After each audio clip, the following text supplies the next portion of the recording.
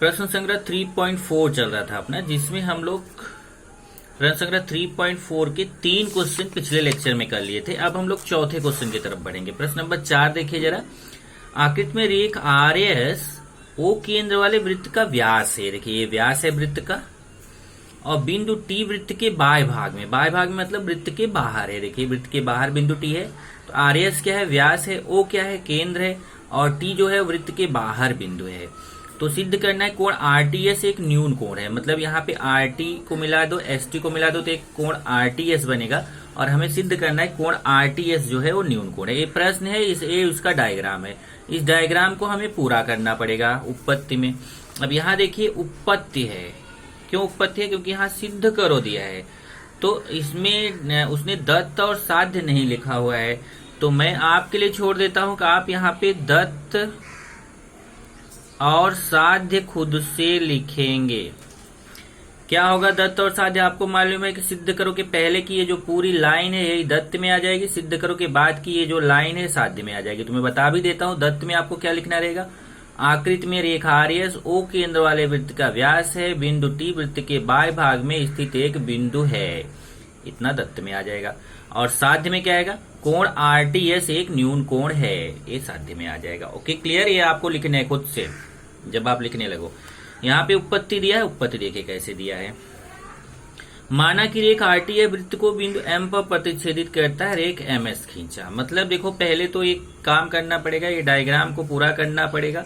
तो यहाँ पे रेख आर टी और रेख एस टी भी आपको मिलाना पड़ेगा। तो यहाँ पे ये भी लिख लीजिए, रेख आर टी रेख एस टी खींचा। ये देखिए क्योंकि इसमें डायग्राम में नहीं मिला हुआ था, आपको आर टी और एस टी भी खींचना पड़ेगा। तो यहाँ देखिए आर टी और एस टी खींचा, और एक रचना और किया कि यहां से जो है ना एस एम लंब डाला, एस एम जो है लंब डाला। तो यहाँ पे अच्छा रहेगा कि अगर आप इसको भी डॉटेड से कर देते, आर टी को भी डॉट से कर दो, एस टी के भी डॉट, जो यहाँ पे सीधा किया इसको भी डॉट डॉट डॉट से कर दो, इसको भी डॉट डॉट से। इससे क्लियर रहेगा कि ये तीनों आपने रचना किया हुआ है। ओके, अब इसके लिए आप चाहो तो यहाँ पे एक रचना हेडिंग भी डाल सकते हो, ऐसा रचना हेडिंग डाल के भी कर सकते हो। जैसे इसने उत्पत्ति में पूरा रचना किया, तो आप रचना हेडिंग डाल के बोल सकते हो कि रेख आर टी रेख एस टी खींचा तथा रेख एस एम लंब आर टी। देखिए आर टी या वृत्त को बिंदु एम पर प्रतिच्छेदित करता है। यहाँ पे देखिए कि माना कि रेख आर टी या वृत्त को बिंदु एम पर प्रतिच्छेदित करती है, रेख एम एस खींचा। मतलब कि यहाँ पे लंब नहीं खींचा गया है, बल्कि ये जब आप आर टी को खींचोगे तो ये जाकर के वृत्त को एक जगह काटेगा। जब आप आर टी खींचेंगे तो वृत्त को एक जगह काटेगा। मान लो बिंदु एम पर काट रहे, तो एम एस को मिला देना है। तो फिर से रचना देखिए क्या बताना है, रेख आर टी खींचा जो वृत्त को बिंदु एम पर प्रतिच्छेदित करता है, रेख एस टी खींचा और एम एस को मिलाया। अब आ जाते हैं उत्पत्ति में। इधर देखिए ये व्यास है, व्यास है तो ये भी ऊपर वाला भाग पूरा अर्धवृत्त हो गया, नीचे वाला भी अर्धवृत्त हो गया। और अर्धवृत्त में बना कोण समकोण होता है। ये देखिए ये आर एस व्यास है, तो आर से एक जो है रेखा किरण गए, एक जो रेखाखंड गया है, और एस से एक रेखाखंड जाकर के देखिए, तो आर से गया, एस से गया, तो यहाँ जाके एम पे मिला है। तो ये आपका ये अर्धवृत्त में बना कोण है। अर्धवृत्त में बना कोण समकोण होता है, आपने पढ़ा है। अर्धवृत्त में बना कोण क्या होता है, समकोण। अर्धवृत्त में अंतरलिखित कोण समकोण होता है। तो ये 90 अंश हो जाएगा। जब ये कोण 90 अंश हो गया, तो ये देखिए इधर जब ये वाला 90 अंश हो गया तो ये भी 90 हो जाएगा। जब कोण आर एम एस 90 अंश है तो ये रेखीय युगल कोण है, तो जब इधर वाला 90 तो इधर भी 90 ही होगा। यहाँ देखिए वही बताया, आर एम एस बराबर 90 अंश हो गया, तो इसका मतलब एस एम जो है आर टी पे लंब हो गया, लंब हो गया तो ये भी 90 अंश हो जाएगा। इस त्रिभुज टी एम में से एक समकोण त्रिभुज हो गया। जब ये भी 90 अंश हो गया तो कोण ये त्रिभुज जो बन रहा है इधर ऊपर वाला देखिए टी एम में से एक त्रिभुज बन रहा है, जो छोटा वाला एक ऐसा हो गया समकोण त्रिभुज। और आप जानते हैं समकोण त्रिभुज में अगर एक कोण समकोण होता है तो बाकी दो कोण न्यून कोण होते हैं। ओके, तो अगर देखो तो आपका सिद्ध हो गया, उसने यहीं पे आपका काम हो गया कि समकोण त्रिभुज में एक कोण समकोण होता है, बाकी दो कोण क्या होते हैं, न्यून कोण होते हैं। आपको जानकारी है, लेकिन उसको सिस्टमेटिक कैसे बताना है वो क्या किया इन्होंने, देखिए यहाँ पे कि जब ये समकोण त्रिभुज हो गया तो इस त्रिभुज के तीनों कोणों का योगफल कितना होता है 180 अंश, मतलब कोण TMS, कोण MTS और कोण TSM, ये तीनों मिला के 180 अंश होता है। त्रिभुज के तीनों कोणों का योगफल 180 अंश। इसका मान 90 अंश है तो इसका मान 90 अंश रख दिया और 90 का उधर पक्षांतर कर दिया। इसका मतलब ये दोनों कोण मिलाकर 90 अंश हो गए। ये देखिए MTS और TSM मिला के 90 अंश हो गया। और जब ये दोनों कोण मिला के 90 अंश हो गया तो इसका मतलब अगर दो कोण मिल के 90 है तो पक्का है कि ये दोनों ये भी 90 से कम रहेगा, ये भी 90 से कम रहेगा। आप बोलो अगर एक 90 हो जाए एक 0 हो जाए तो त्रिभुज बनेगा ही नहीं। यहाँ त्रिभुज बना हुआ है, इसका मतलब पक्का है कि अगर दोनों मिल के 90 है तो फिक्स है कि ये भी 90 से कम ही रहेगा, ये भी 90 से कम। ये समझ में आ रहा है कि अगर दो लोग मिल के 90 है तो इसका मतलब हुआ कि ये दोनों अलग अलग 90 से कम रहेंगे, ये भी 90 से कम रहेगा, ये भी 90 से कम रहेगा। तो वही समझ में आ गया। यहाँ पे देखिए कि अगर ये दोनों मिल के 90 है इसका मतलब कोण MTS जो रहेगा वो 90 से कम रहेगा, छोटा 90, छोटा है 90 अंश से, मतलब 90 अंश से कम रहेगा। इसी प्रकार हम दिखा सकते हैं जब देखिए MTS 90 अंश से कम हो गया तो चाहे आप इसको MTS बोलो चाहे इसको RTS बोलो, क्योंकि कोण तो T ही है, इस कोण T को आप MTS भी बोल सकते हो, RTS भी बोल सकते हो। इसी प्रकार इसका मतलब कोण RTS भी छोटा हो गया 90 अंश से। क्यों? क्योंकि ये एक रेखी है, RMT एक रेखी है। तो यही तो हमें सिद्ध करना था। जब 90 अंश से कम हो गया तो इसका मतलब वो न्यून कोण है। 90 अंश से कम के कोण को क्या बोलते हैं? न्यून कोण बोलते हैं। पांचवा क्वेश्चन देखेंगे, सिद्ध करो कि कोई भी आयत एक चक्री चतुर्भुज होता है। अब देखिए यहाँ पे ABCD एक आयत है। अब हमें सिद्ध करना है कि ये आयत जो है चक्री चतुर्भुज है। तो चक्री चतुर्भुज सिद्ध करने के लिए क्या करेंगे, यहाँ पे ये देखिए ये 90, ये भी 90, ये भी 90, ये भी 90, सब 90 अंश के। तो हमें सिद्ध करना है कि चक्री चतुर्भुज है। बहुत आसानी सिद्ध होता है। कैसे? चक्री चतुर्भुज के प्रमेय के विलोम से हम जानते हैं कि अगर किसी चतुर्भुज के सम्मुख कोणों का योगफल 180 अंश हो जाए तो वह चक्री चतुर्भुज होता है। अब यहाँ देखिए 90 है A और C भी 90 है। अब A और C को अगर मिला दोगे तो 90 और 90 कितना हो जाएगा? 180 अंश। इससे सिद्ध हो गया कि यह चक्री चतुर्भुज है। इसमें दत्त साध्य लिखा है, अच्छा काम किया है। चतुर्भुज ABCD एक आयत है। साध्य हो गया कि सिद्ध करना कि ABCD जो है चक्री चतुर्भुज है। बहुत आसान है। देखिए ABCD आयत है तो इसका प्रत्येक कोण 90 अंश होगा। आयत का प्रत्येक कोण 90 अंश होता है।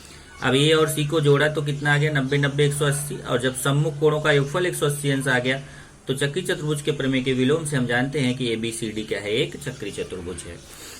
छठवां क्वेश्चन देखेंगे कि आकृति में ये देखिए जरा इसमें जरा ज्यादा ध्यान देना है। WXY त्रिभुज WXY है। देखिए त्रिभुज WXY ये त्रिभुज है। इस त्रिभुज में शीर्ष लंब YZ है और यहाँ पे XT ये भी लंब है।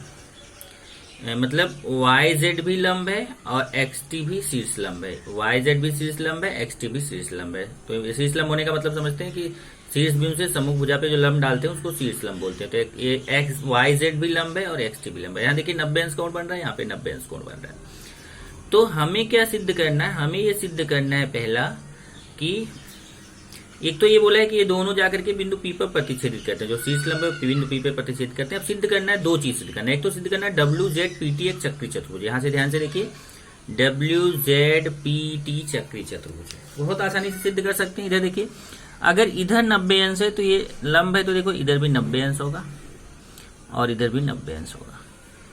अब ध्यान से देखना, ये चक्री चतुर्भुज सिद्ध करना है। ये 90 है और ये 90 है तो 90 और 90 जोड़ेंगे तो कितना आ जाएगा? 180। इधर देखिए WZP और WTP ये दोनों मिला के 90 90 कितना हो जाएगा? 180। और यहाँ देखिए चतुर्भुज बन रहा है WZPT एक चतुर्भुज बन रहा है। 1 2 3 4 4 भुजा है ना, उसमें ये दोनों सम्मुख कोण है। Z और T सम्मुख कोण है, W और P सम्मुख कोण है। इधर Z और T जो है सम्मुख कोणों का योगफल कितना आ रहा है? 90 90 180 आ रहा है। तो इसका मतलब जब सम्मुख कोणों का योगफल 180 अंश है तो चक्री चतुर्भुज के प्रमेय के विलोम से WZPT क्या है? एक चक्री चतुर्भुज है। यहाँ देखो वही सिद्ध किया कि WZY equal to WTX equal to 90। ये देखिए WZY equal to WTX equal to 90 degree है। तो जब A 90 है तो इसका मतलब WZY जो बोल रहे हैं उसको WZP भी बोल सकते हो, क्योंकि वो Z वाले कोण को ही WZY बोला था, वही WZP बोल सकते हो। ऐसे ही WTX को WTP भी बोल सकते हैं। तो यहाँ देखिए WZP equal to WTP equal to 90s, क्योंकि वो एक रेखी है। फिर इन दोनों को जोड़ देंगे WZP और WTP, तो ये इसका भी मान 90 अंश है, इसका भी 90, 90 180 आ गया। तो चक्री चतुर्भुज के प्रमेय के विलोम से WZPT एक चक्री चतुर्भुज है। अब ये हमारे देखो ये सिद्ध हो गया, कौन सा? WZPT, जो ऊपर वाला चतुर्भुज है, ये चक्री चतुर्भुज सिद्ध हो गया। अब हमें सिद्ध करना है कि XZTY एक ही वृत्त पर, इधर देखिए XZTY, अब ये नीचे वाला XZTY AB एक ही वृत्त पर होंगे। तो आपने एक इसमें प्रमेय पढ़ा था, उस प्रमेय का यहाँ पे यूज करना है। और वो प्रमेय देखिए क्या था, यहाँ मैंने आपको उस दिन लिखाया था कि किसी रेखा पर स्थित दो भिन्न बिंदु, ध्यान से पढ़िए, किसी रेखा पर स्थित दो भिन्न बिंदु उसी रेखा के एक ही ओर स्थित दो भिन्न बिंदुओं पर सर्वांगसम कोण अगर बनाते हो तो वे चारों बिंदु एक ही वृत्त पर होते हैं। क्या बता रहे हैं ये? ऐसे अगर मान लीजिए एक रेखा है, इस रेखा पर, ये चलिए रेखा मैं बना देता हूं, इस पर मान लीजिए दो बिंदु ले लेते हैं ए और बी। किसी रेखा पर स्थित दो बिंदु उस रेखा की एक ही ओर का मतलब चाहे इस तरफ ले लो ऊपर की तरफ, चाहे नीचे की तरफ, किसी भी एक तरफ ले लो। तो जैसे मान लीजिए कि हमने ऊपर की तरफ ले लिया, ऊपर की तरफ दो बिंदु और ले लीजिए, मान लीजिए हमने ले लिया C और D, और अगर हम इसको यहां से मिलाएंगे तो एक कोण, ये देखिए A से मिलाएंगे, A और B से मिलाएंगे तो एक कोण यहां बनेगा। और अगर मान लो ये 60 अंश है, अपने मन से सपोज कर लिया मैंने, और फिर यहाँ D से मिलाया, A भी मान लेते हैं 60 अंश है। मतलब किसी रेखा पर स्थित दो बिंदु A और B, किसी रेखा पर स्थित दो बिंदु A और B द्वारा रेखा की एक ही ओर स्थित बिंदु C और D पर समान कोण बन रहा है, तो ये चारों बिंदु जो है एक ही वृत्त पर रहेंगे, मतलब ये चक्री चतुर्भुज बनाएगा। यही चीज है यहाँ देखिए, किसी रेखा पर स्थित दो भिन्न बिंदु उसी रेखा के एक ही ओर स्थित दो भिन्न बिंदुओं पर सर्वांगसम कोण बनाते हो तो वे चारों बिंदु एक ही वृत्त पर होते हैं। इसी का यूज किया गया है यहाँ पे, अगर देखोगे दूसरे क्वेश्चन में कि XZY equal to YTX equal to 90 अंश है। देखिए XZY भी 90 अंश है और YTX भी 90 अंश है। अब एक रेखा XY है, इस रेखा पर दो बिंदु हैं X और Y। अब आप बोलो नहीं रेखा पूरा नहीं बन रहा है, हाँ अगर आप आगे बढ़ा के तीर लगा दोगे तो रेखा बन जाएगा। तो देखिए इस रेखा पर दो बिंदु हैं X और Y, और इसके एक ही तरफ ऊपर की तरफ एक बिंदु Z है, एक बिंदु T है।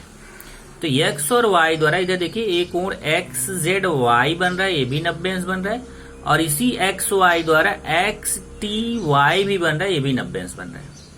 ध्यान से देखिए, किसी रेखा पर स्थित दो बिंदुओं X और Y द्वारा रेखा के एक ही ओर स्थित बिंदु Z और T पर समान कोण XZY भी 90 अंश बन रहा है, XTY भी 90 अंश बन रहा है। ये दोनों कोण 90-90 बन रहे हैं, दोनों समान कोण बना रहे हैं। इसका मतलब XZTY एक ही वृत्त पर होंगे।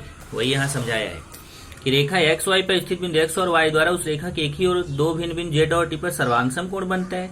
यदि किसी रेखा पर स्थित दो भिन्न बिंदु उसी रेखा के एक ही ओर स्थित दो भिन्न बिंदु पर सर्वांगसम कोण बनाते हो तो वे चारों बिंदु एक ही वृत्त पर होते हैं। इसका मतलब XZTY एक ही वृत्त पर है। अगला देखिए MZNS दिया है, ये देखिए ये जो NS है, NS का मान दिया है कितना 125। चाप जो है चाप NS का मान ये देखिए एन से लेके एस तक केवल इतना दिया है कितना 125 अंश। और जो छोटा सा चाप यहाँ पे है EF, इसका दिया है 37 अंश। और हमें ये कोण NMS ये वाला जो कोण है ये कोण का मान निकालना है। तो आपको उस पिछली बार एक और फॉर्मूला बताया गया था, देखिए एक चाप BD है और एक चाप AC है जो कोण BEC के अंदर कट रहे हैं। तो कोण BEC द्वारा अंतःखंडित चाप BD और AC है, इसी कोण के अंदर कट रहे हैं दोनों चाप। तो अगर इस कोण का मान हमें कोण E का मान निकालना है तो कैसे निकाल सकते हैं? तो देखिए कोण BED बराबर 1/2 ब्रैकेट में M चाप BD माइनस M चाप AC। जो बड़ा वाला चाप है उसको लिखिए माइनस जो छोटा वाला चाप है, बाहर 1/2। सेम यही फॉर्मूला यहाँ पे अप्लाई किया गया। देखिए यहाँ पे हमें निकालना है कोण NMS बराबर, तो पहले यहाँ दिया है देखो M चाप NS कितना है 125 अंश, M चाप EF कितना है 37 अंश। कोण NMS का शीर्ष बिंदु M यह वृत्त के बाह्य भाग में है। तो कोण की भुजाओं द्वारा चाप EF और चाप NS है, देखिए चाप EF और चाप NS कट रहा है। तो तो कोण NMS निकाल सकते हैं 1/2 ब्रैकेट बड़ा वाला चाप NS माइनस छोटा वाला चाप EF। ये देखिए बड़ा वाला चाप NS माइनस छोटा वाला चाप EF। 1/2 NF का मान 125 है, यहां से देखिए, और EF का 37 है। 125 में 37 माइनस कर देंगे तो कितना आएगा 88। 2 से 88 काटेंगे तो 44 आ जाएगा। इस कोण का मान 44 हो जाएगा। ऐसे ही दूसरा एक फॉर्मूला बताया था, ये वाला देखिए, ये फॉर्मूला डिस्कस किया था कि अगर ये दोनों छेदन रेखाएं या फिर जीवाएं अंदर काट रही हैं तो चाहे आपको ए वाला कोण निकालना हो चाहे ए वाला, दोनों तो शीर्षाभिमुख कोण है, दोनों समान होंगे। तो कोई भी एक कोण अगर निकालना हो तो इस कोण का माप देखिए यहाँ पे लिखा है, चाहे कोण AEC निकालना हो चाहे कोण DEB निकालना हो, दोनों कोणों का माप बराबर होगा 1/2 ब्रैकेट में M चाप AC प्लस M चाप DB। AC और DB दोनों चापों को प्लस करना है। या आप अगर इधर ऊपर नीचे वाला कोण निकालते हैं तो AD और BC लेंगे, उसको प्लस करेंगे। यही देखिए यहाँ पे है इस डायग्राम में, कोण AB दिया है 108 अंश। ये देखिए ABE मतलब ये ऊपर वाला दिया है 108, और AE दिया है, M चाप AE दिया हुआ है कितना, कोण ABE 108 अंश और M चाप AE 95। AE जो चाप है उसका माप दिया है 95, 95।